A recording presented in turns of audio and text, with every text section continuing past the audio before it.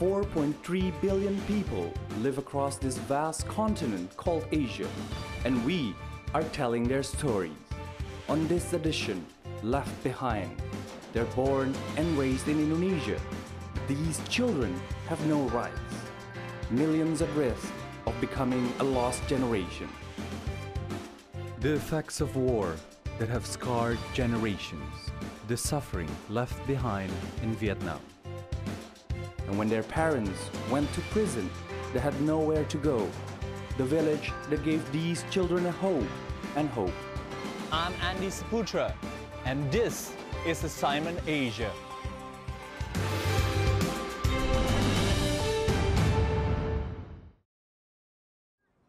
Welcome to the program. It's hard to believe, but more than half of the children in Indonesia are not entitled to their most basic rights. The problem lies in a complex registration system that most parents here can't understand, and those that do can't afford.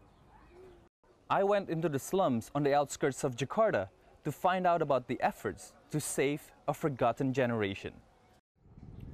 Nama saya Wahyudin, umur 12 tahun. Jika besar nanti saya ingin jadi pemain bola. Nama saya Darwane, kelas 2, umur 8 tahun. Cita-cita saya menjadi pilot. Like all children, Wahyu and Darwani can't wait to grow up. They have big dreams of leaving this fishing village on the outskirts of Jakarta and leading a better life. But their chances of doing so are slim, because as far as the government is concerned, Wahyu and Darwani don't exist. There are millions of people like them all across Indonesia. Children who don't have the right to free education, free healthcare, and other services, because their parents didn't register them at birth.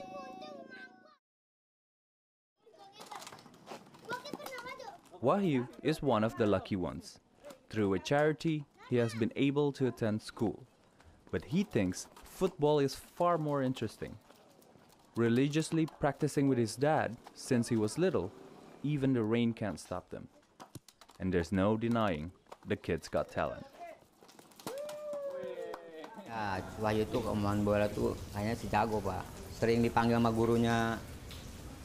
Cuma kadang-kadang ya begitu, pulang lagi, kenapa Wahyu? Nggak punya akte, Pak, katanya nggak boleh.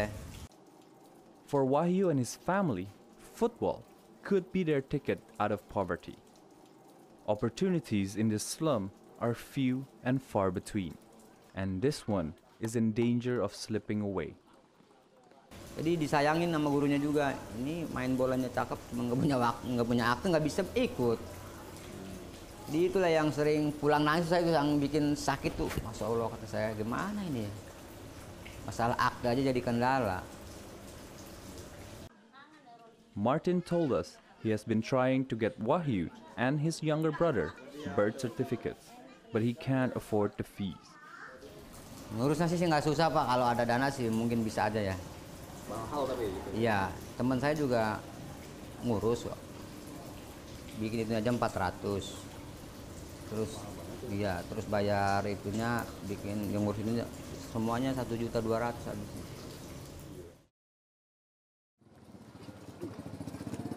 The process of obtaining a birth certificate in Indonesia can be convoluted and costly.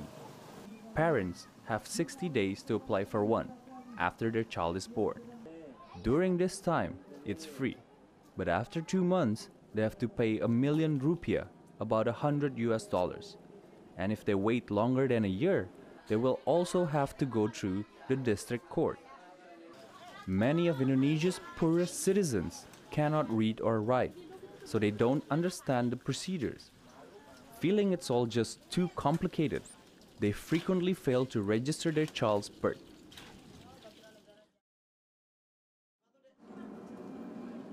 Darwani was allowed to attend public school after a local charity persuaded the principal. He's a model student. Come rain or shine, when it's time to go to class, this fisherman's son is always excited. But without a birth certificate, Derwani can't graduate from grade school and won't be able to continue his studies. Jadi saya tuh mau bikin sampai 1.200.000, kita duit dari mana? Orang kerjanya aja selebihnya makan tuh kita tuh susah namanya lebihnya sedikit-sedikit buat kepentingan bajunya, apanya gitu. Derwani's mother knows he is set for a hard life. Children without birth certificates often struggle to find work when they're older, and with no official record of their existence, there is an increased risk of falling prey to human traffickers. According to Plan International and UNICEF, Indonesia has one of the worst track records in the world when it comes to registering its children. 60% of kids under the age of 5 do not have birth certificates. This disparity is among the highest in the world. This is Firman. He and his wife also live in the slum. They were madly in love when they met. They got married and soon after had Alif. And for a while, everything was perfect. Then one day, Firman noticed the problem. Kalau udah aktif, udah. Badannya kan semakin gede, makin bengkakannya. Kalau udah kenceng, keras sekali, dipegang aja dia sakit. Udah diem. Paling sakit. Sakit ya udah. Tidurin. Kalau yang dimban, diajak jalan-jalan. Keluar membeli jajan. Alif has a severe case of hernia and is in need of an operation. Firman brought his son to the public clinic, but was turned away because Alif as well is unregistered. As a dock hand, Firman earns just $2 on days he can get work. He doesn't have the money or the know-how to get Alif a birth certificate. This is the conundrum that Indonesia faces as the government is trying to better the lives of millions of its poor people with policies such as free schooling and free healthcare, programs that are desperately needed for people like Alif, Derwani, and Wahyu. Ironically, they are the very same people that don't qualify because of a piece of paper. But there is help for some. Tucked away in the narrow streets of one of the poorest neighborhoods in Jakarta is this makeshift school, founded by a Catholic charity. Today, the kids are performing a play. Some goof around while others are serious. But the message is clear. School is both fun and necessary. Kami hanya ingin memberikan motivasi saja, menginspirasi saja pada anak-anak gitu. Di sini sebagai tempat untuk anak-anak itu punya mimpi. Coba kalau kita tanya anak-anak di sini, kamu cita-citanya besok ingin jadi apa? Pasti tidak punya cita-cita. Lalu tidak pernah berpikir ke depan itu mau jadi apa, mau pengen jadi apa. Tidak pernah seperti itu. Nah, kita akan menemukan supaya anak-anak itu punya mimpi itu. The school was built in 2002. So far, it has helped pay for about 200 kids from the slum to study in the nearby private school. But program coordinator Yosef Marsudi says that if these children don't get birth certificates, future generations will be affected as well. Mereka tidak punya kelengkapan data-data yang dibutuhkan, syarat-syarat yang dibutuhkan. Itu tadi, kalau mungkin dia nggak punya surat lahirnya, itu nggak ada. Ada surat lahirnya, tidak ada surat nikahnya orang tua. Itu. That's why Yosef conducts this awareness class to help parents in the area obtain birth certificates for their children. Derwani's mom is in attendance today.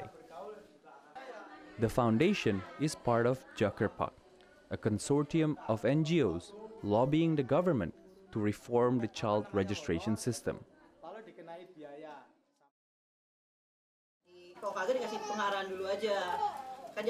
Max Andrew is one of its driving forces. Idenya itu adalah soal tata akta kelahiran itu. Akta kelahiran bagaimana mereka sulitnya sekali mendapatkan akta kelahiran saat itu. Dan saat itu banyak orang-orang yang tidak punya akta kelahiran. Max, now 26, has been working with street kids since he was 13. He says one of the main reasons why children lack opportunities is because they're not registered. Yang perlu dilakukan pemerintah, selama ini kita masih melihat sistemnya adalah bahwa masyarakat yang harus aktif mengurus akta kelahiran itu, bukan negara yang harusnya aktif. Gitu.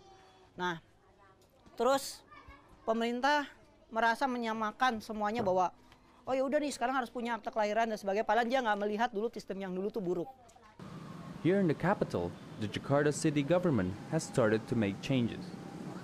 During his time as governor of Jakarta, Indonesian President Joko Widodo made birth certificates free of charge. But parents still must register their children within the year. But activists say the lack of information on the change, coupled with systemic corruption that still haunts Indonesia, has made it almost impossible for millions to obtain their basic rights. From the service point of view is we have to look at the accessibility of the services to the community. If we look at most of the services is located at the province or district level, which is, well, it's free of charge, but then you have the transportation cost, for example. So that's, how do we make the services accessible to the community? That's on the service point of view. But on the demand side as well, so how do we make the people aware the implications, the legal implications of birth registration, so making it as important as well. Progress might be slow, and stopgap solutions like Yosel's program has often become the only hope for children like Wahyu, Derwani and Alif. But advocates are pushing for reforms to the system so these kids can get the chances they so desperately need. While the problem remains a huge challenge for the Indonesian government, signs of progress have given a reason for cautious optimism here. Now stay with us when we come back. Children who suffer from the most severe deformities as a result of the United States war tactics more than 30 years ago.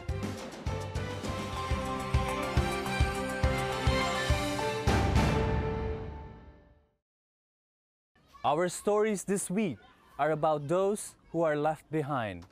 And when the United States forces withdrew from Vietnam nearly 40 years ago, they left a legacy that continues to scar generations of innocent families. But as Martin Lowe reports from Danang, the money can help, but never heal millions of children. A warning, some images in what you're about to see are disturbing.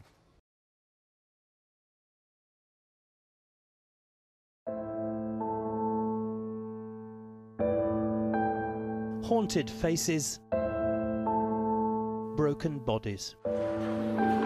These children are the legacy of a war fought 50 years before they were born. Children so badly deformed their parents cannot cope.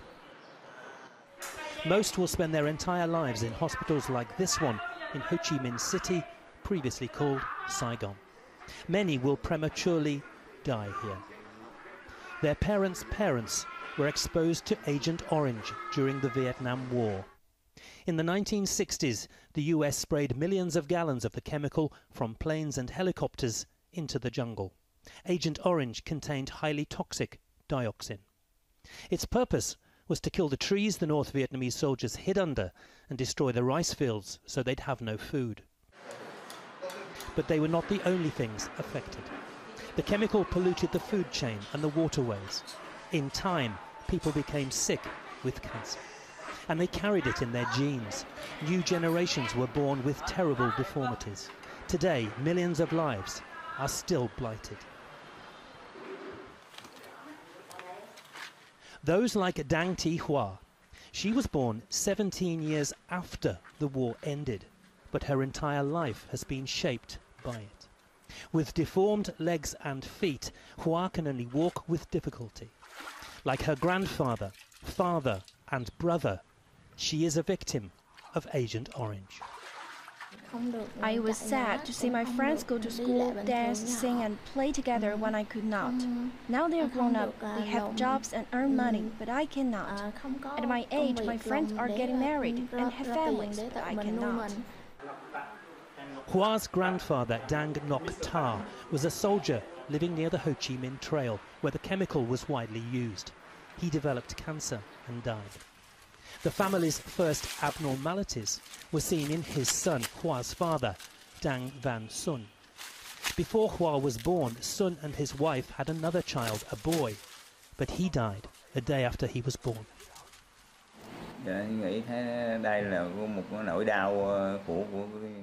The Americans caused many consequences.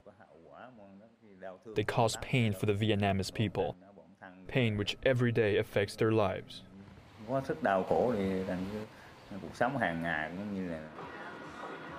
Now the US is back in Vietnam, attempting to put right some of the wrongs. This was the former US airbase at Danang, where much of the Agent Orange was stored. Some leaked or was washed into the ground. An enormous concrete enclosure is being built to decontaminate thousands of cubic meters of dioxin-polluted soil by superheating it to more than 300 degrees centigrade. This is the first site of Agent Orange contaminated soil where clearance work has begun. But the Vietnamese government says so far it's identified 29 dioxin hotspots across the country.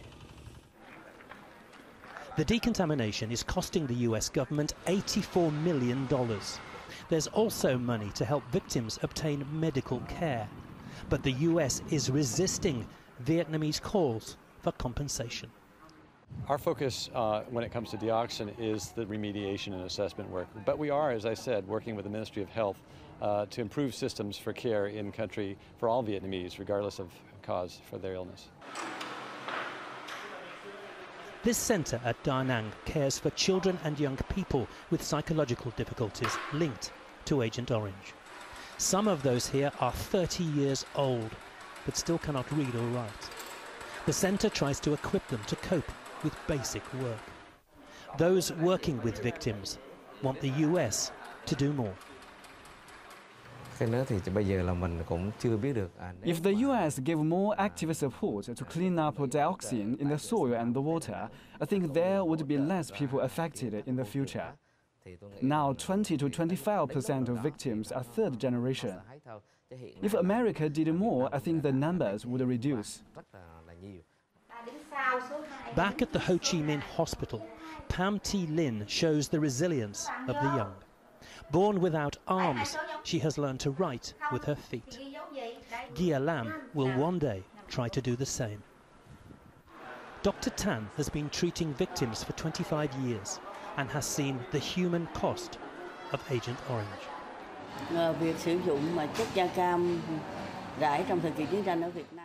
I think the US use of Agent Orange was inhuman. It has caused so many injuries. Even the US soldiers in Vietnam were affected by the dioxin. All people should condemn its use and say it should never, ever be used again.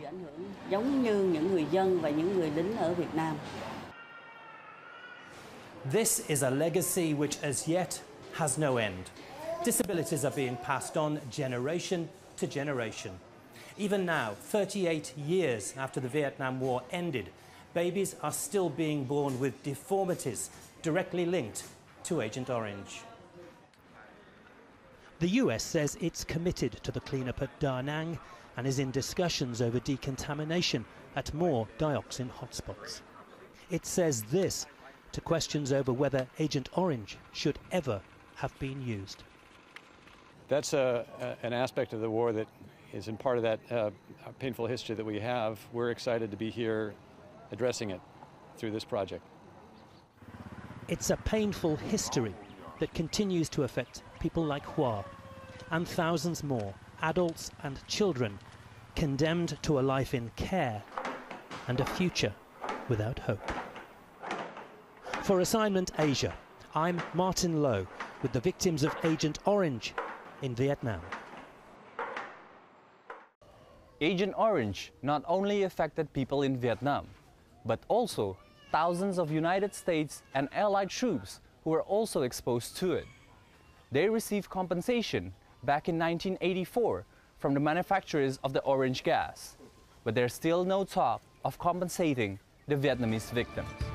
Next on Assignment Asia, a home for kids left behind when their parents are sent to jail.